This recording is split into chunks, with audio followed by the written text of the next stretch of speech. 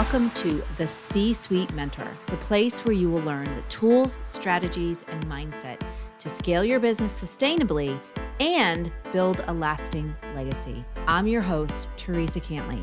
As a fellow CEO, I understand what it takes to scale a business to 7 and multiple 8 figures. It's not necessarily what you might think. It requires a complete shift in how you think, strategize, and execute key actions in your business. My mission is to help CEOs step back into the driver's seat of their business by optimizing their operations, empowering their team, and staying in total alignment with their big vision. So, are you ready to exchange everything that hasn't worked for strategies that will? You're in the right place, so let's go. Hello, and welcome back to another episode of the C-Suite Mentor podcast. We are talking today, or I wanted to talk to you today about reining in the chaos while also creating space to innovate. I know it sounds like two completely separate things, and it really kind of is. But I wanted to talk about it just because of the state of kind of where the world is right now, where we are as business owners, but even just where people are, where everyone's headspace is, and what impact that's having on leadership, but also the impact that it has on our employees. So the state of kind of where things are, I mean, for the past several years, we've had a lot of chaos. We've had to navigate chaos as a society, as business owners, in our households, as just kind of in our social situations. There has just been a lot, from the pandemic to global happenings to the economy. Now we have the presidential campaign that's happening, the presidential race, and kind of where for a while we had people coming together, and shortly after that we had this divide start to happen. And I wanted to talk about how this concept, or how this my theory of we need to rein in the chaos while also creating that space to innovate, and where we need to start closing that divide in our businesses between leadership and our employees, but also where we really need to close that gap, and bring people back together as a society. And, I spoke about this on a previous podcast episode where for a while during the pandemic, leaders and organizations were very transparent, or tried to be transparent, as far as what was happening, what their expectations were, and how they were going to handle things, how they were going to roll with it, with all the closures that we had, what we needed to do differently in our businesses. I work predominantly with brick and mortar businesses. I run several brick and mortar businesses, and going from live interactions to completely digital in less than 24 hours, I mean, it was quite a feat for people. So a lot of businesses were very transparent as far as what their plans were, what needed to happen, and how they were going to get through it. Since then, that has kind of slowed. Not really kind of, it's slowed, where business owners and leaders are not as transparent as far as what's really happening, and what their expectations are, and what are they going to do to get through it. So what we've been navigating, particularly the past year and a half, 2 years, and where we're headed, we have the rise in inflation. We have inflation. We have the rising costs, fuel costs, so transportation costs, freight costs, as well as food costs. I mean, someone said to me yesterday, might as well go out to eat because it costs just as much to go out to eat, even less than it does to go buy groceries at the grocery store, which is kind of crazy when you think about it. So we have this rising costs, and now we have the feds who are, I mean, everybody's saying that they're going to lower interest rates in September. So that will help, but then that also starts to impact other things. I mean, I read a jobs report recently where they were saying that less jobs were created, which is scary because it's scary for stockholders, and it's scary for the stock price of certain businesses. And why that is because a lot of big businesses have laid people off. So yeah, the jobs report is lower because there's been a ton of layoffs, tens of thousands of people, which is just like mind blowing, mind blowing. At the same time, there was an increase. The economy actually grew a bit, and they were attributing it to people are still spending money. Retail was an area where people are spending money. So there is all this like fluctuation, all of these things, these different things that are happening where business owners look at it and they're like, and I know people have commented to me, what are we going to do? How are we going to get through this? Oh my gosh. And they start going into crisis mode, just as they did in 2020 with the pandemic, just as they did in 2008 with the recession that we went through. So, some of the other things that have changed is people were always focusing on and looking at, we're going to go back to stockholders and stock price, looking at growth of revenue. Whereas now the focus is more heavy on profit. So, all of the cuts that a lot of businesses have made, cuts that they, in my opinion, didn't really need to make, because where are the place that most businesses cut? Marketing and people. Two things that you absolutely need. So, looking at the profit and saying, okay, we need to focus more on profit. What is getting us? How can we keep our profit higher, or how can we increase our profit? And what that does is, again, the focus has solely been on that high level revenue growth and making sure that we keep the stockholders happy, and not focusing on keeping our stakeholders happy, our employees. So now what do? We cut our employees, we cut marketing. Same thing, a high, people were putting a high measure on valuation of a business. What is the business actually worth? And there's different ways that you can value a business. We're not going to go into that right now. But now what people are looking at, or what's being focused on even more, is cash flow. What's coming in, what's going out, looking at a business and saying, how much cash flow, or does this business have the ability to generate cash flow and have it be positive? Have that cash flow be on a positive side, meaning that you have more coming into the business than you have going out. And it's hard to juggle that because of all of this chaos that we have endured over the past several years. And how this kind of plays out with that, with all of these different challenges, is vendors are asking for payment in advance before they ship, or vendors are asking payment when the product actually arrives at your door. A lot of vendors, I know in the businesses that I run, we had terms and all of a sudden they're changing the terms again, or asking for payment. I've seen vendors also, which is just crazy, in speaking to a lot of my clients, where they've always let people pay with a credit card, but then they want to come back and they want to tack on the credit card fees if you pay with a credit card, so that the customer is actually paying the credit card fees. It's kind of crazy, right?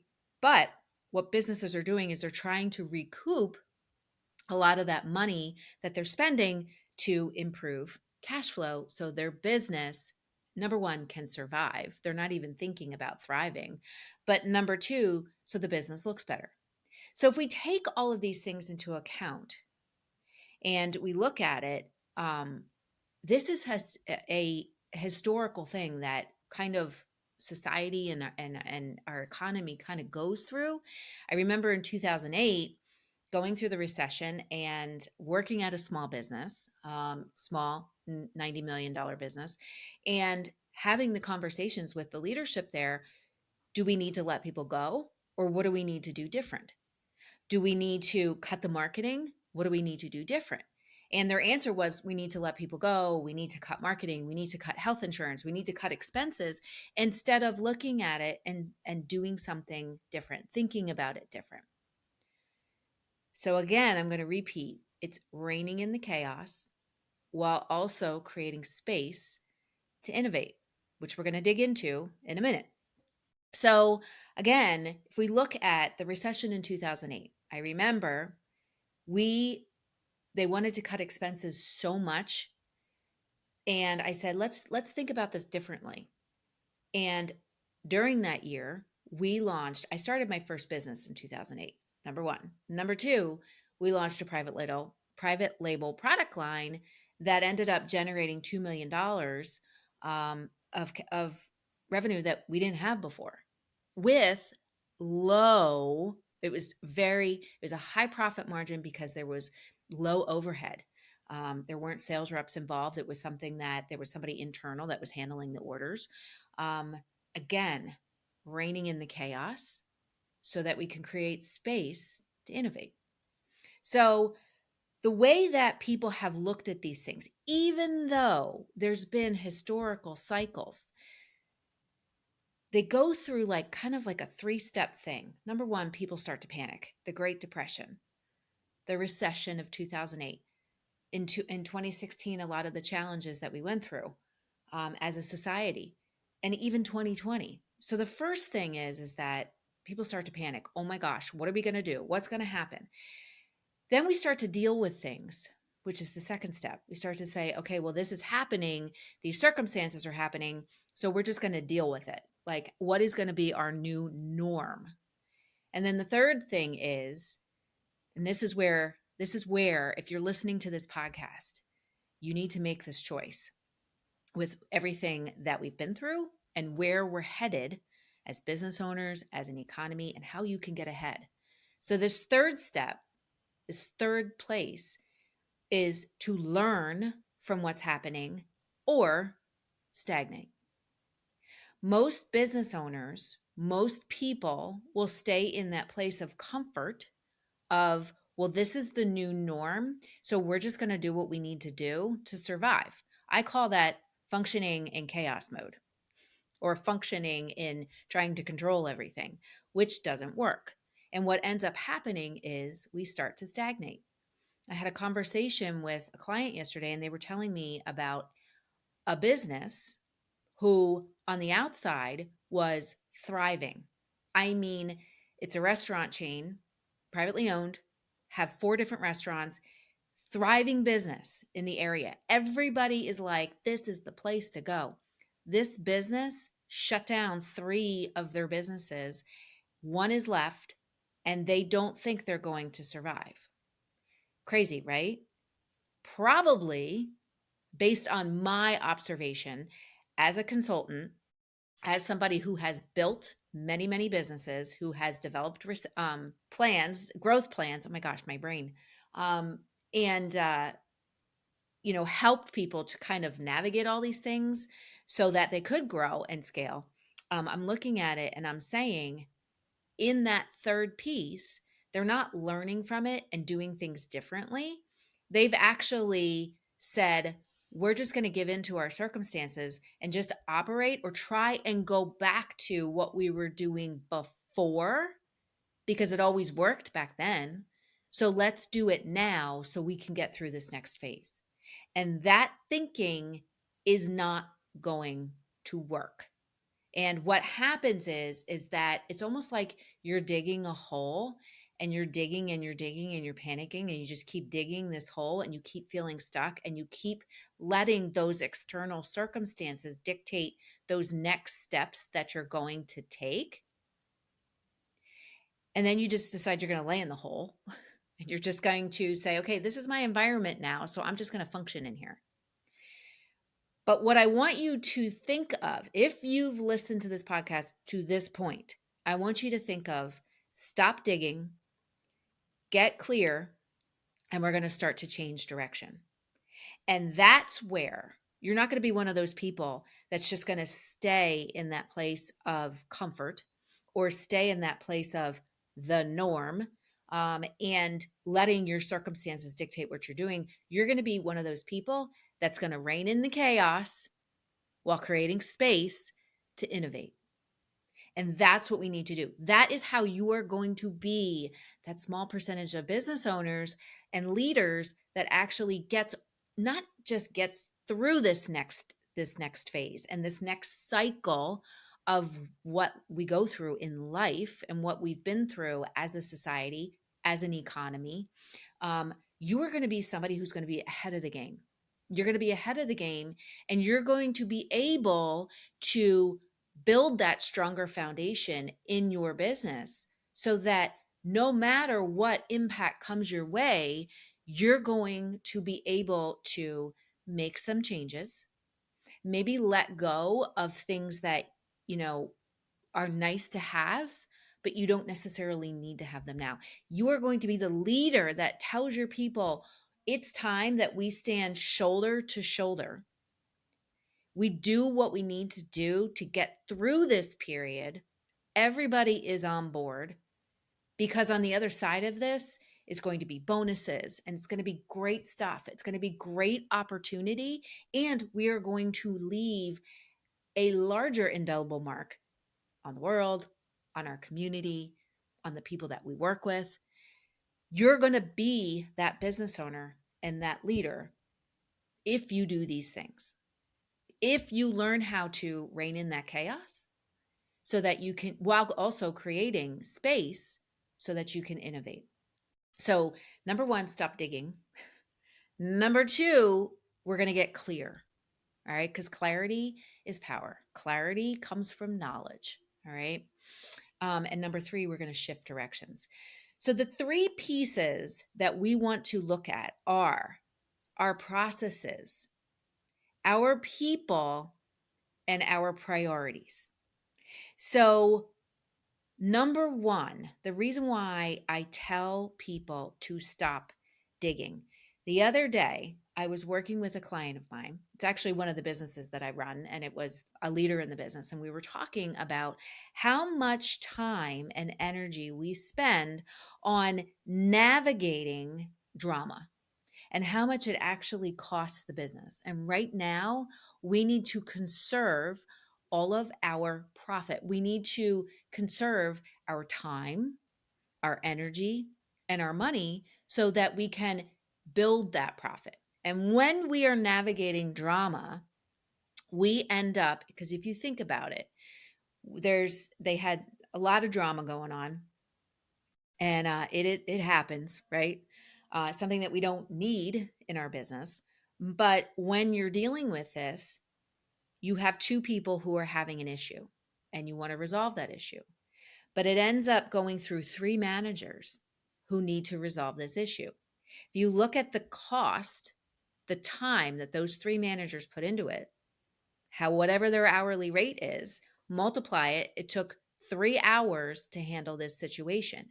In that 3-hour period, we were not able to take this goal that we have to put out another product line or put out an additional revenue stream, a workshop. We spent the time handling this. We didn't spend the time moving that needle on our vision or moving the needle on our goals forward. So we lost that time, and we also lost that money because now it's going to delay us putting that out to the public and selling it. So if we look at it that way, that math equation, I forget what I ended up calculating it at, but his mind was just like, oh my. So I said, it's time, and I'm going to tell you all that are listening, it's time that we stop being firefighters, and it's time that we start being leaders. It's time that we stop being committed to putting out the fires in everyone's life, and we start being committed to being a leader. We stop being committed to you are the be all end all in the business, and we start being the person who is leading a team that is committed. So number one, processes. We need to look at our processes. Processes give structure and help us to streamline what we're doing. The processes give the structure. They rein in the chaos and help us to do things to get people from point A to point B in the shortest amount of time, the shortest amount of steps with the highest amount of impact. That's reigning in the chaos. Looking at what's going on. If you're a restaurant owner, what's going on in the kitchen, what's going on the front of the house. Why is there so much drama? Or why are we having these breakdowns? Or where are the gaps? And how can we fill them? Looking at your costs and saying, why are our costs so high? Well, we need to fine tune our process for buying. So then we fine tune that. We put structure in place. And that structure takes our values that of a business and it starts to weave them into how we do things. And again, lo and behold, there is always something where we have a gap and we are completely brushing over it because we have a broken process. So when we look at the process and we start to fix it and we start to put that structure in place, that structure is reigning in the chaos. And what that then does is it allows our people to bring the substance into the business. Is that it allows our people to free up time so that they can be creative, to give them the space to innovate. The process allows us to have our business run better while also giving our people space to be creative, to innovate, to look at things differently, to look at these problems that we're having. Our costs are high.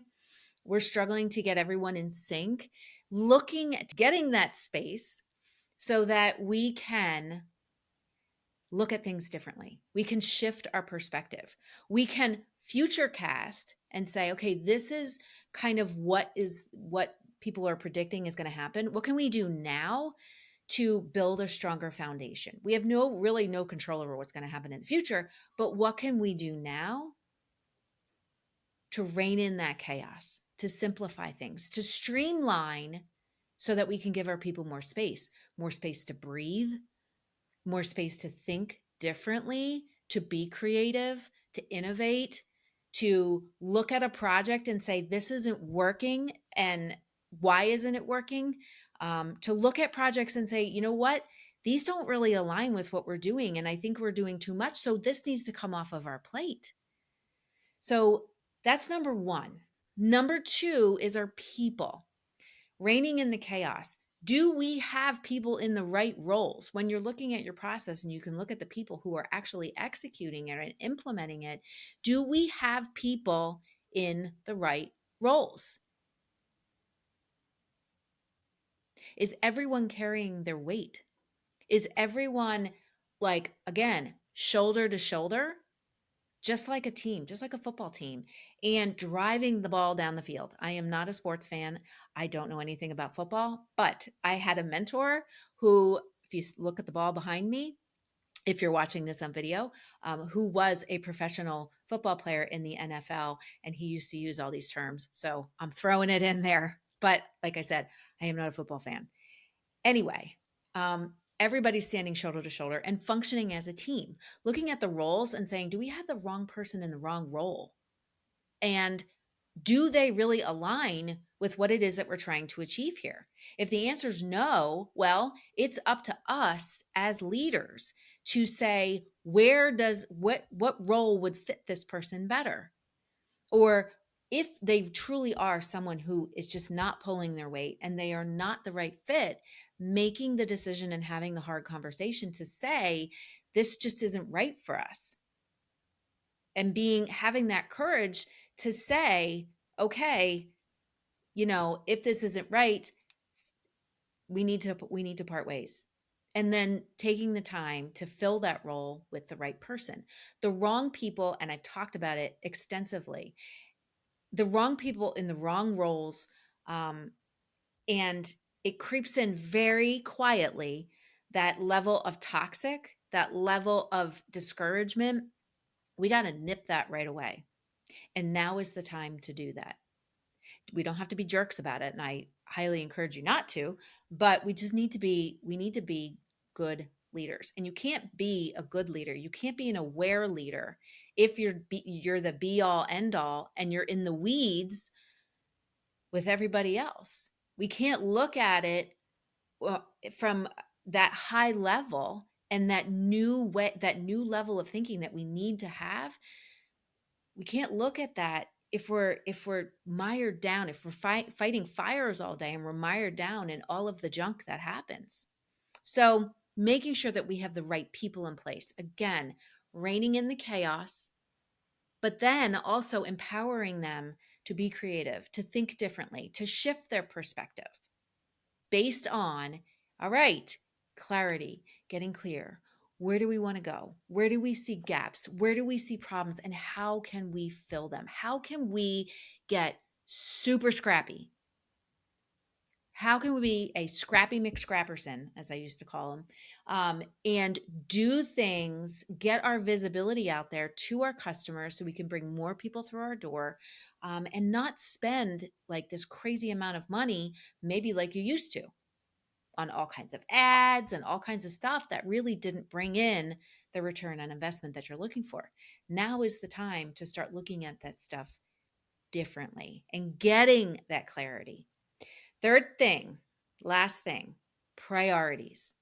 We need to make sure that we are focusing on what is the 20% of what we do and what we sell and the service that we provide that brings the most joy, the most fulfillment, and the most cash into the business. If we are doing things that aren't profitable, if we are doing things that cost us a lot of money because it takes us a lot of people to do it, if we have cast our net so super wide that we can't maintain things, that might need to come off of your plate. Again, reining in the chaos of trying to do too many things. I have a client that I work with, and he is the idea king. He's got thousands of ideas, and he puts it out to his people, and all they do is they try and like implement all these ideas, until I started to say, okay, just because he gives us 10 ideas in a 5-minute conversation doesn't mean we need to implement everything. We have to sift through it. We have to sift through it and say, okay, this makes sense. And maybe only one thing makes sense. Maybe none of it makes sense. Again, reining in the chaos. Just because you have thousands of ideas does not mean you need to implement them all and that all of them are going to be successful.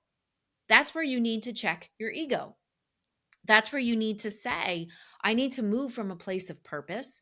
I need to lead from a place of purpose with my team, and not because I always need to be right, or not because everything needs to be implemented, or not because I think I'm the be all end all. That's moving from a place of ego. That will keep us stuck. That will keep us in control master mode. You are not going to have all the answers to everything. You are not going to, again, everything that you come up with, every idea that you have is not always going to work. And you need to be okay with that. And we need to get super clear on what the priorities are. What projects are you going to move forward? What goals need to move forward? But also, really, what does your business stand for?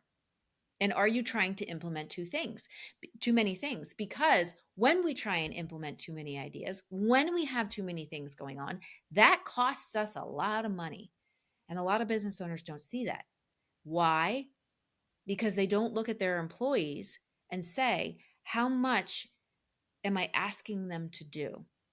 And is that creating more work than really what we need to be doing right now?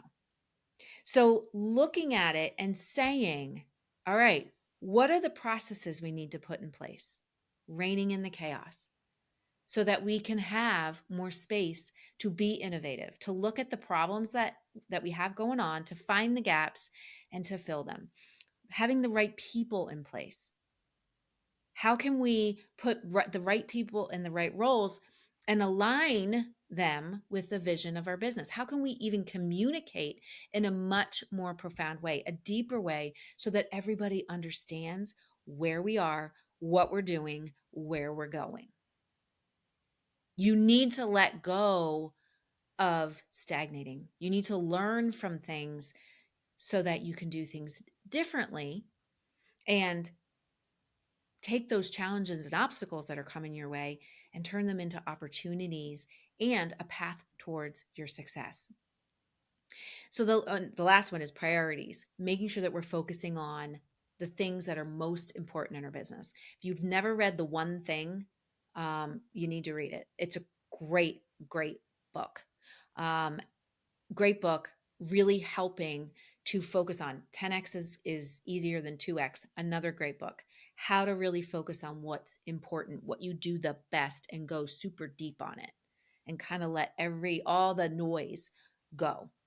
So the last thing that I want to leave you with is 3 things to think about as we are navigating this next 6 months, as we are working on scaling our business and growing our business and building that strong foundation that gives us freedom and space to create, as well as helps us to kind of let go of the things that really aren't helping us. They're actually hindering our growth. And that's what challenges and obstacles do. It's been clear throughout history. During the Great Depression, we had Social Security came out of that. When we've had other things the Industrial Revolution came out of that. There's been so many great things that have come out of our biggest challenges, especially recently, So I want to give you something to think about really quick before we end the show. Number 1, become success aware. Define what success means to you. Make sure that you're celebrating the wins and you're navigating losses with your team and learning from them. Number 2, curiosity. Always be curious about how the world works and how your business works, and figure out how you can make the two work together. Number 3, build character. You want to be willing to fail and learn from it. The most successful people, the winners, were never afraid to fail. They always just said, you know what? If it doesn't work and we fail, guess what? We're going to get back up. And we need to be that type of person. Number 4, become a master of self and make sure that you're honoring this journey that we're on. And you're also making sure that your team is honoring that journey.